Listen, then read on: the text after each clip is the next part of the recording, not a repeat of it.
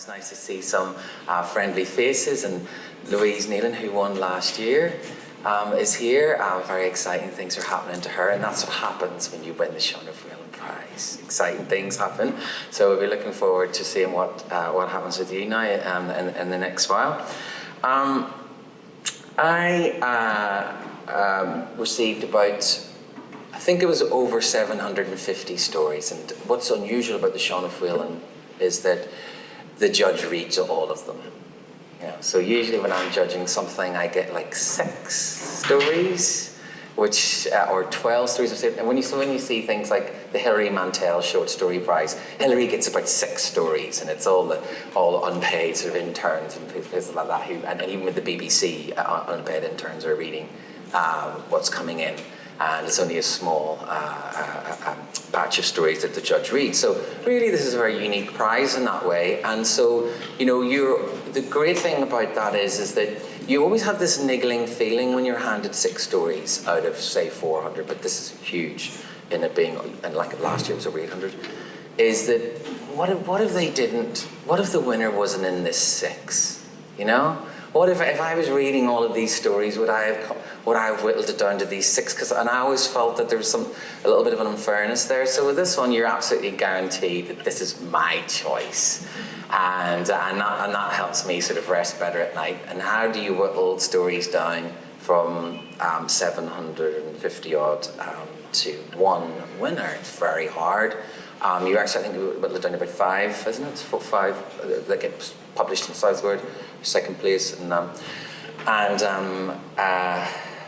it's anonymous, which is something that, for example, the BBC National Short Story Award tonight will come out with a short list, which I saw today, and it's not anonymous because they choose big writers and successful writers to be on that short list, which I don't think is very fair either.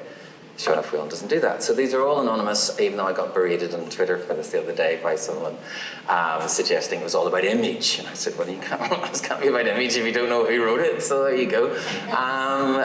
So how do you do it? Basically, it's just, I brought it down, it's voice, really.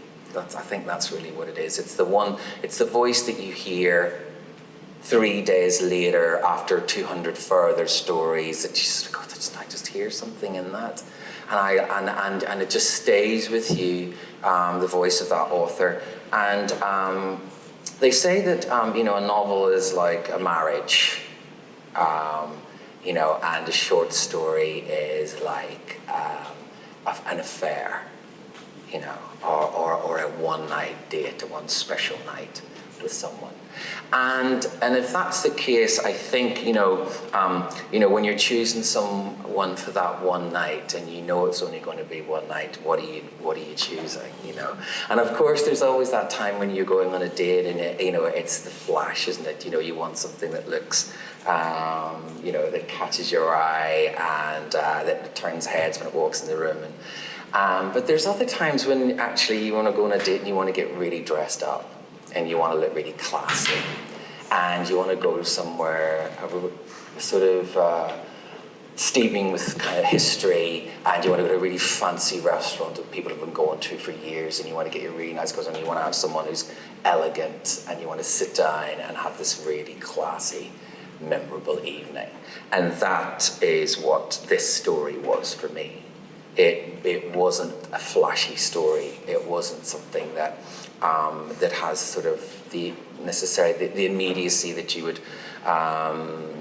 the fireworks that perhaps you would go for, that the eye catches quite easily. This was more of a story that I just was impressed by how classy it was.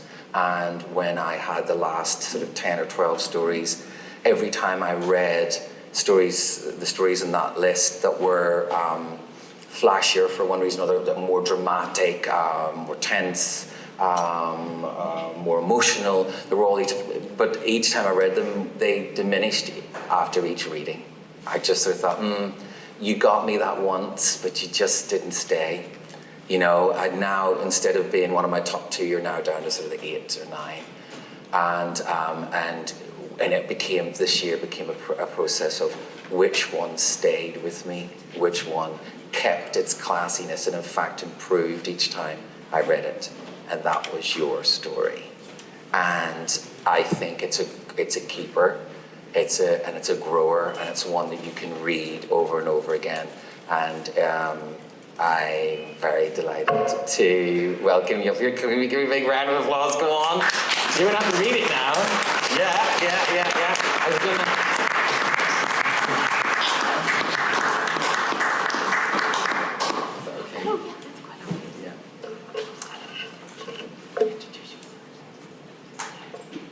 Oh, I introduced myself. Oh, okay.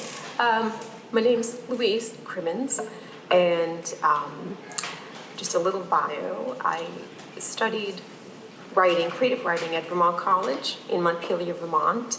I did the Plowshares International Writing Seminar at Castlewell in the Netherlands, and most recently, I took a master fiction class at a place called Grub Street in Boston, which is a wonderful supportive place for writers, and for not much money and for not much of a commitment, you kind of get a master's level workshop experience. So really this story came out of that class, which really just happened this spring.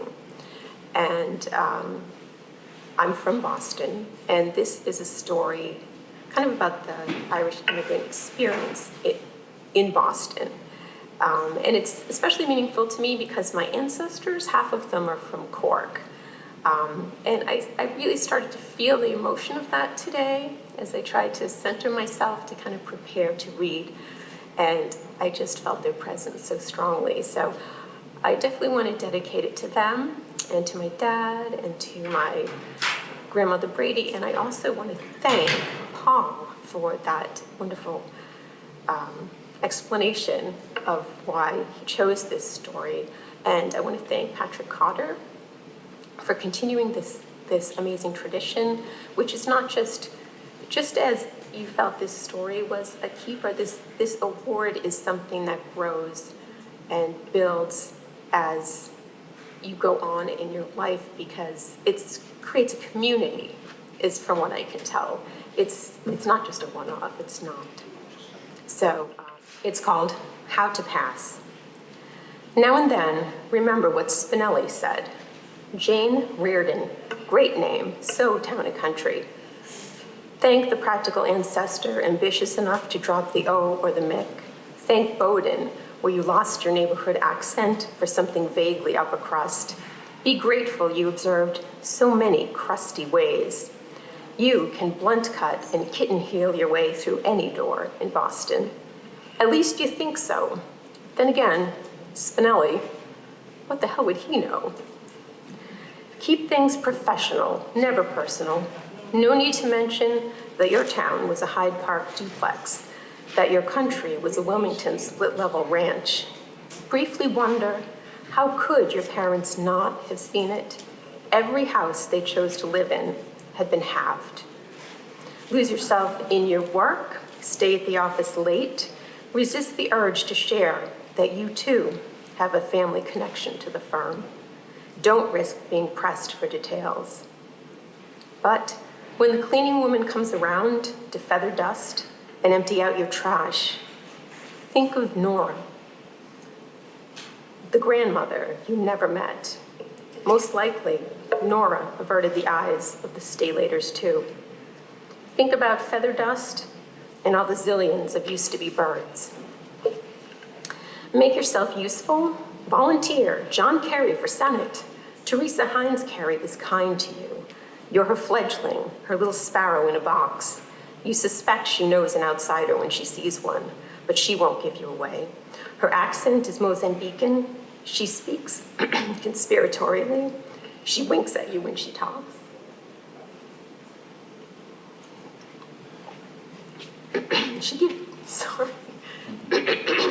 She gives you plum assignments. You're a fresh face for the campaign. You're the volunteer in the photo shoot. You're the airport greeter of Bon Jovi. You personally deliver the hat Governor Wells left behind. Don't tell her you felt offended by her husband, who looked right past you to find the more important people in the room. But because she's a noticer, Teresa notices you noticing. She reminds you of his having been Mr. Vietnam Vets Against the War. She knows how to keep you in the camp. Continue to assist at her small parties. Learn even crustier ways. The value of the proper canapé, that gin should be London dry, that everyone loves a layer of bacon, that even in summer, men's shirt sleeves must never be short. Someday you'll use her idea of having a portrait artist in the room. You cherish the sketch the artist did of you.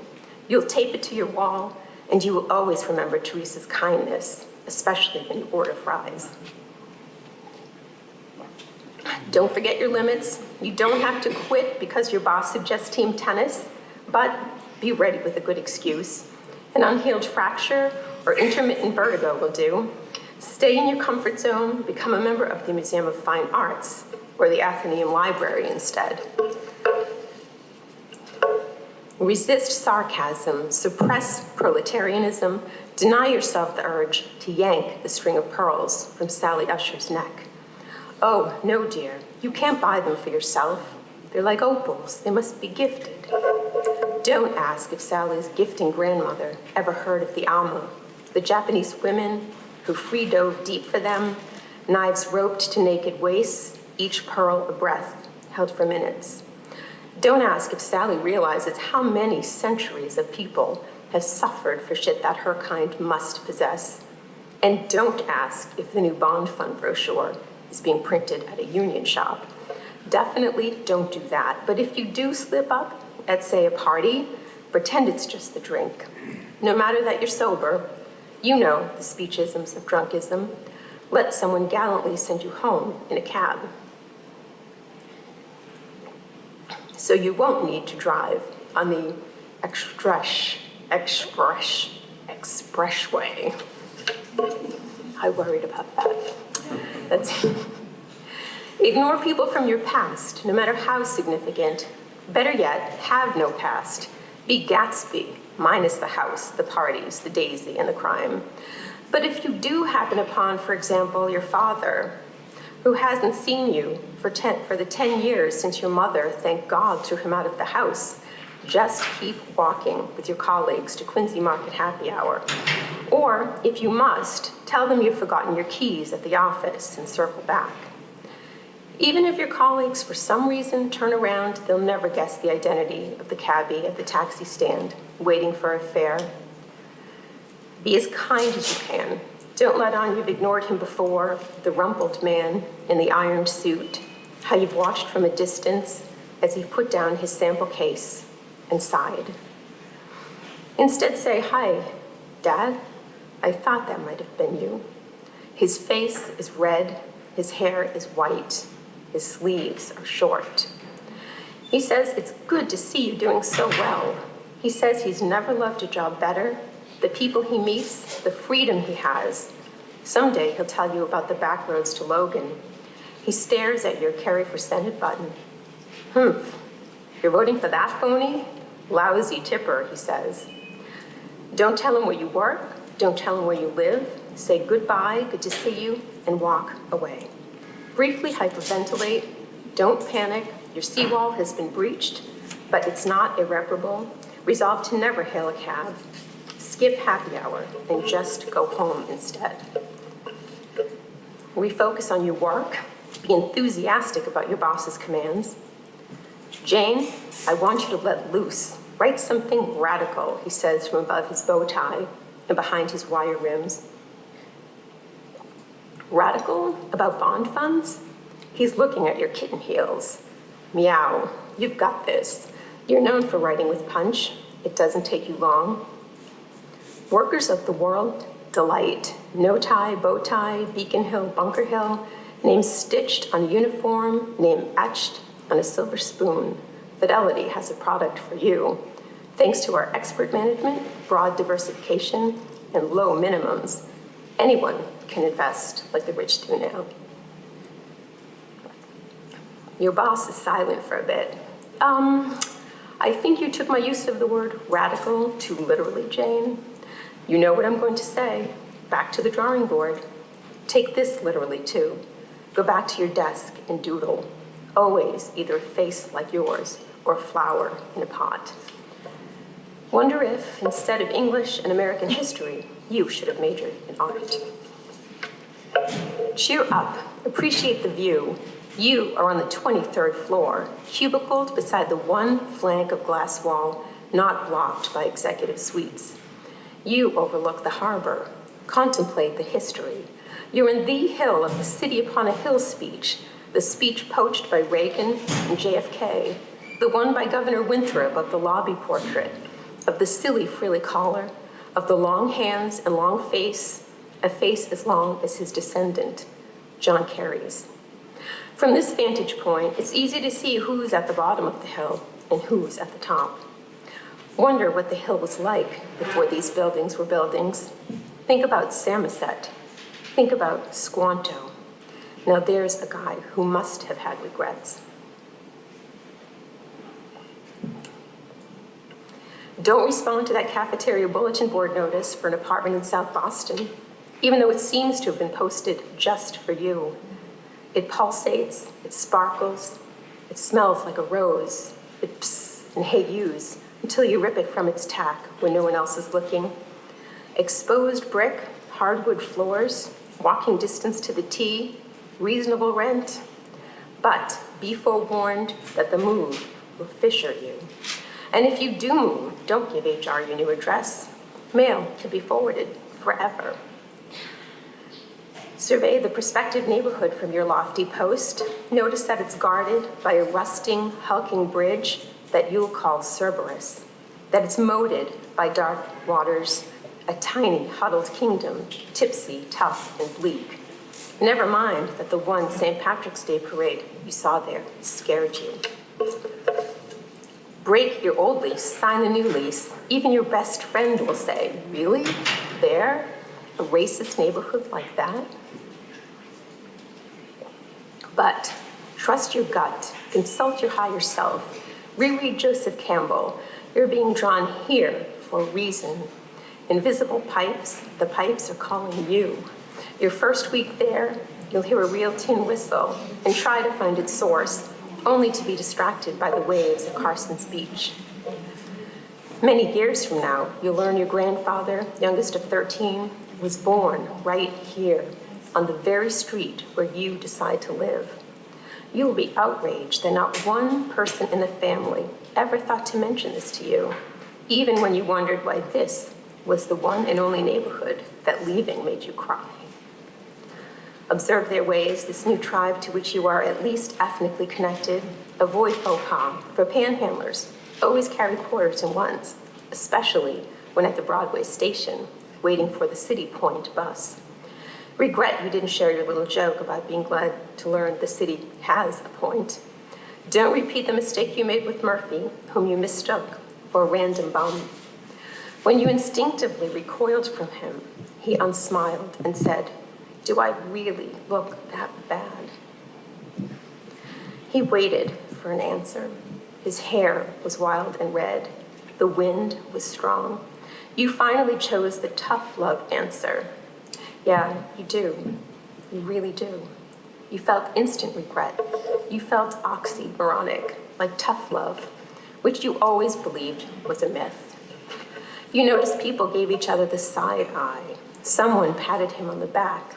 Someone gave him a 10. You realized they all know him, that here there's no such thing as a random bum. Continue to develop strategies. Join a gym just so you can doff your Burberry on your way home from work. Stuff it in a duffel, put on a peacoat, slip into Keds, go alone to see Sinead O'Connor at the Paradise. When she sings a song in Irish, feel the shatter of internal glass. Consider shaving your head, consider Doc Martens. Feel guilty about being the harbinger of gentrification. Your neighbors know you are. Don't expect a hello back. Don't even try to pretend you can't hear your boss calling out from across the office floor. Everyone knows it's the kind of call they'll find you for. It has crackle and heat. It cuts through dimensions. It's the kind no one wants to get. The one from a relative who goes through the switchboard, who makes the receptionist find your boss. Jane, Your Aunt Rose O'Malley is on the line. It's about your father. Feel as if you should put your hands up. Feel as if you must cough up feathers before your extension rings and you pick up the phone. Go to the hospital, go out of duty, go out of curiosity, go because who else is there but you? The hospital is a busy little city where everyone knows where they're going except for you. Find the ICU. There he is. I see you, he says, ha, like someone who's embarrassed to be photographed. His hair day is bad. His feet are bare. The blanket is short. Johnny wearing a Johnny, pale blue with tiny white dots. Who wouldn't be embarrassed by that? He's immobilized. He's attached to multiple translucent tubes. He's a fly alive inside a web. You share this observation later with your mother on the phone. I'll bet it's a tangled web. That man was a deceiver, she says. Now he'll know what it's like to be stuck all day in one goddamn place. A year ago, she moved to the hills of North Carolina. She's awaiting the rapture. Her car has four-wheel drive. Pull the blanket over your father's feet. He says if he hadn't broken his ankle, they wouldn't have looked at his heart. Can't get over it. How lucky is that? You say somebody's looking out for you. Luck of the Irish, right? He gives you the keys to his Malden apartment. He lets you borrow his car.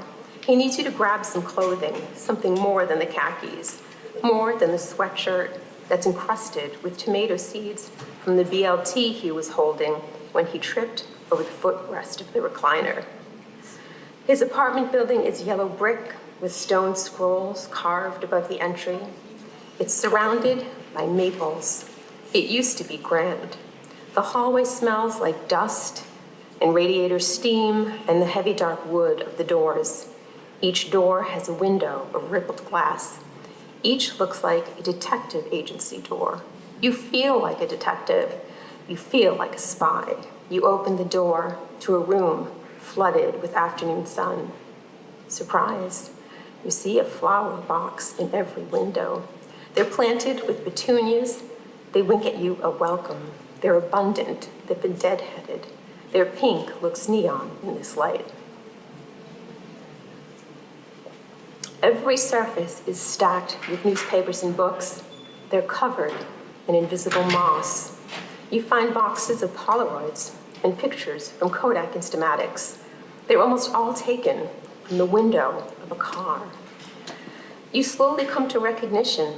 You see the Hyde Park duplex. You see the Wilmington split-level ranch. These are shots of every place you've ever lived. You see the Brookline Village storefront where you worked before Fidelity. You see the apartment where you lived with your brother and your mom.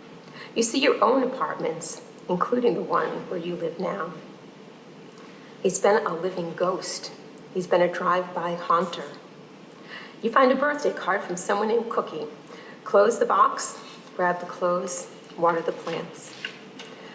3 weeks later, he visits you in South Boston.